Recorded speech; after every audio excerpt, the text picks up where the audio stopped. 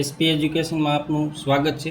આજે આપણે ધોરણ 10 ચેપ્ટર નંબર 5 એટલે કે જૈવિક ક્રિયાઓ છે એની અંદર મનુષ્યમાં હૃદય છે એના વિશે આપણે વિગતવાર ચર્ચા કરવાની છે કે મનુષ્યનું હૃદય છે એ કેવી રીતની રચના છે, શેનું બનેલું છે, એનું કદ કેવડું છે, એ કઈ રીતની એની અંદર પ્રક્રિયા થાય છે, કેટલા ખંડોમાં વિભાજિત છે, આવી બધી જ ચર્ચાઓ છે આપણે હૃદયની અંદર કરવાની છે.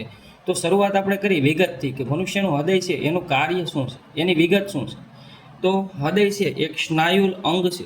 હૃદય છે એ સ્નાયુનું બનેલું એક અંગ છે જે સામાન્ય રીતે માણસની મુઠ્ઠીના કદનું હોય છે. જે કોઈ માણસ છે એની મુઠ્ઠીનું જેવડું કદ હોય એવડું એના હૃદયનું કદ હોય છે.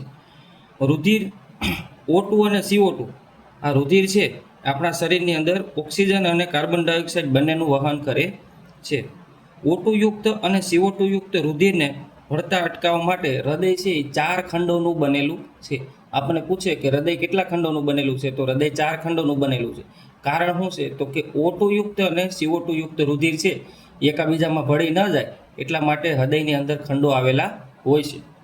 CO2 યુક્ત રુધિરને CO2 યુક્ત રુધિરને CO2 મુક્ત કરવા માટે ફેફસામાં લઈ જવામાં આવે છે. એટલે કે રુધિરની અંદર જે કાર્બન ડાયોક્સાઇડ છે એનાથી એને મુક્ત કરવા માટે એટલે કે કાર્બન ડાયોક્સાઇડને અલગ કરવા માટે રુધિરને ફેફસામાં લઈ જવામાં આવે છે. ત્યાંથી O2 યુક્ત રુધિરને પાછું હૃદય સુધી લાવવામાં આવે છે. એટલે કે CO2 યુક્ત રુધિર છે એ હૃદયમાં જઈ અને ઓક્સિજન યુક્ત રુધિર બને તો આ ઓક્સિજન યુક્ત રુધિર છે એને ફરીથી હૃદય સુધી લાવવામાં આવે છે. અને જેવું તે હૃદય સુધી આવે છે ત્યાંથી આ ઓક્સિજન યુક્ત રુધિર છે એને શરીરના વિવિધ ભાગો સુધી પહોંચાડવામાં આવે છે. હવે મોસ્ટ આઈએમપી આકૃતિ એટલે કે હૃદયની આકૃતિ. પરીક્ષામાં ઘણી વખત હૃદયની આકૃતિ દોરવાનું આપણને પૂછે છે. તો હૃદયની આકૃતિ છે એ દોરી અને એનું નામ નિર્દેશન કરવાનું હોય છે. આપણી બુકની અંદર આવી હૃદયની આકૃતિ આપેલી છે. એની અંદર જો 4 ખંડો આપણે પહેલાં જોઈએ તો આ જમણું કર્ણક છે, આ બાજુનો ભાગ છે એ જમણું કર્ણક છે, આ છે એ જમણું ચેપક છે, આ બાજુનો ભાગ છે એ ડાબું કર્ણક છે અને આ બાજુનો ભાગ છે એ ડાબું ચેપક છે. અહીંયા પુષ્પ ધમની અને પુષ્પ શિરાઓ આવેલી છે. અહીંયા દેહમાંથી આવતી શિરા એટલે કે આપણા શરીરની અંદરથી જે કાર્બન ડાયોક્સાઇડ યુક્ત રુધિર છે એ શિરા મારફતે હૃદયમાં આવે છે, તે શિરાઓ આવેલી છે. તો આવી રીતે તમારે આકૃતિ દોરી અને આની વિગતવાર નામ નિર્દેશન કરવાના થાય. હવે આપણે હૃદયની અંદર જે રુધિરની પ્રક્રિયા થાય છે, હૃદય છે એ શરીરના વિવિધ ભાગો સુધી રુધિરને પહોંચાડે છે અને શરીરના વિવિધ ભાગોમાંથી રુધિર છે એ શરીરની અંદર દાખલ થાય છે અને ફેફસાની અંદર શુદ્ધ થવા માટે જાય છે. તો આ બધી જ પ્રક્રિયા સમજવા માટે આ આકૃતિ થોડીક જટિલ બને છે. એના માટે મેં માત્ર સમજૂતી માટે આ આકૃતિથી હું તમને પ્રક્રિયા સમજાવીશ.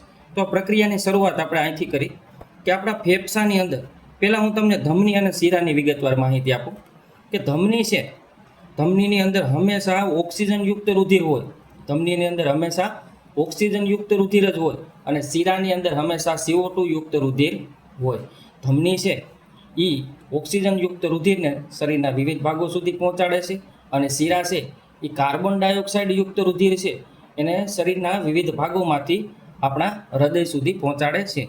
તો હવે આપણે આ હૃદયની અંદર થતી પ્રક્રિયા છે એની શરૂઆત આપણે ફેફસાથી કરીએ કે જેવું ફેફસામાં ઓક્સિજનયુક્ત રુધિર છે, ફેફસામાં આવેલું ઓક્સિજનયુક્ત રુધિર છે એ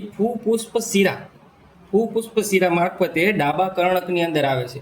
હવે અહીં પુષ્પ શિરા શા માટે લખવામાં આવે છે તો કે શિરાનું કાર્ય આપણને ખબર છે કે શિરા હંમેશા કાર્બન ડાયોક્સાઇડ યુક્ત રુધિરનું વહન કરે છે, પરંતુ અહીંયા ઓક્સિજન યુક્ત રુધિરનું વહન કરે તો એને પુષ્પ શિરા કહેવાય. એવી જ રીતે ફેફસામાંથી ઓક્સિજન યુક્ત રુધિર છે એ ડાબા કર્ણકમાં આવે છે.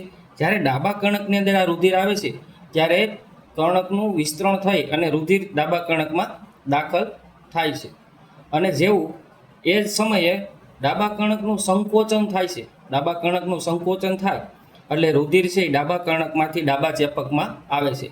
હવે આ ડાબા ચેપકમાં ઓક્સિજનયુક્ત રુધિર છે એ ઓક્સિજનયુક્ત રુધિર ધમની મારફતે શરીરના વિવિધ ભાગો સુધી પહોંચે છે અને આ જ સમયે શરીરના વિવિધ ભાગોમાંથી કાર્બન ડાયોક્સાઇડ યુક્ત રુધિર છે એ મહાશિરા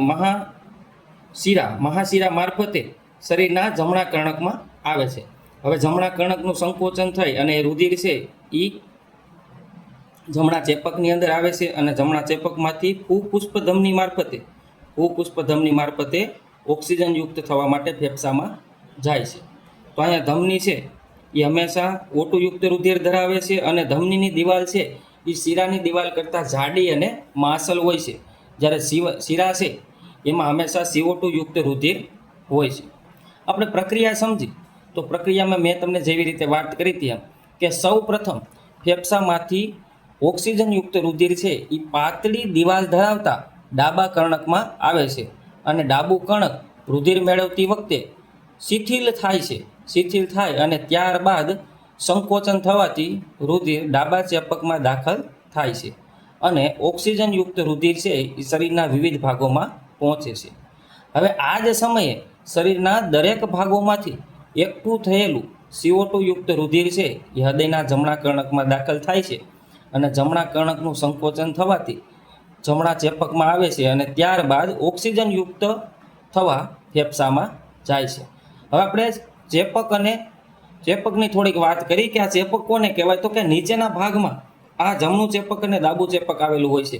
આ ચેપકની દિવાલ છે, આ ચેપકની દિવાલ એ શીરાની આ ચેપકની દિવાલો છે એ કર્ણકોની દિવાલની સાપેક્ષમાં જાડી અને માસલ હોય છે. એનું કારણ શું છે તો કે આ ચેપકમાંથી પ્રેશરયુક્ત એટલે કે ઓક્સિજનયુક્ત રુધિરને પ્રેશરથી શરીરના વિવિધ ભાગોમાં પહોંચાડવા માટે આની દિવાલો છે ચેપકની દિવાલો જાડી હોવી જોઈએ અને આ પ્રેશરયુક્ત રુધિર શરીરના વિવિધ ભાગોમાં જતું હોય તો ત્યાંથી એ જ માર્ગે પાછું ન વળે તે માટે અહીંયા વાલ્વની રચના આવેલી હોય છે. અહીંયા એવા વાલ્વની રચના આવેલી હોય છે કે આ પ્રેશરયુક્ત રુધિર છે એ માર્ગે પાછું વહન પામી શકે નહીં. તો એ જ માહિતી આપેલી છે કે ચેપકોને રુધિરમાં શરીરના વિવિધ ભાગોમાં પહોંચાડવાનું હોવાથી તેની દિવાલો કર્ણકો કરતાં જાડી અને માસલ હોય છે અને રુધિર તે માર્ગે પાછું વહન ન થાય તે માટે વાલ્વ આવેલા હોય છે.